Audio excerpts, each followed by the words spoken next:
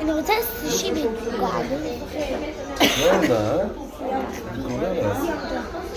עוד אחד. הנה, זה מגיע. אפשר צלחות. זה הגיע. לא, אמרתי חלק. רגע. לא. רגע, איפה קטשופ? הנה אותך, איזימה. בסדר. תסכימי עם זה.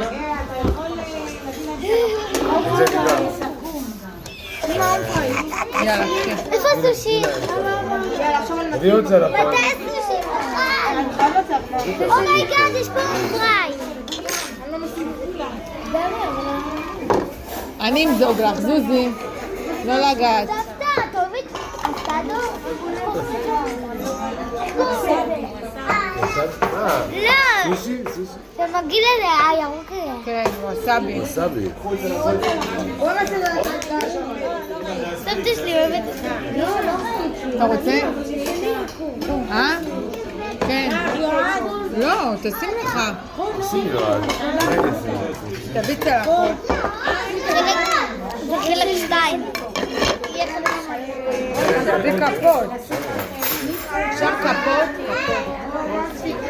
איפה יש קטשופ? זה ירד לי הנשמה. איך אומרים? יאללה, זה נגמר. תודה רבה.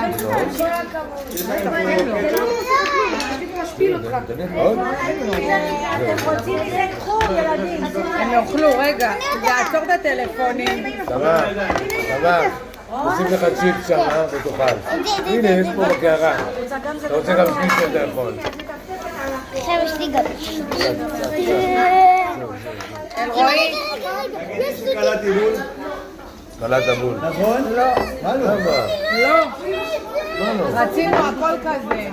לא, אמרתי לך, רק הסנדוויץ' הוא מטוגן. אמרתי כל השאר כמו הרול ההוא. אז למה זה? רק אחד הוא עשה ככה. לא נורא, לא נורא. סבבה. אבל רציתי כולם כמו זה, נכון? פצצה. שים שם, שים להם שם. אמא, מגיע עוד אחד כזה, לא? זה מטוגן. זה מטוגן. שלי? זה את שלך. המטוגן הביאו לי את המטוגן שלך.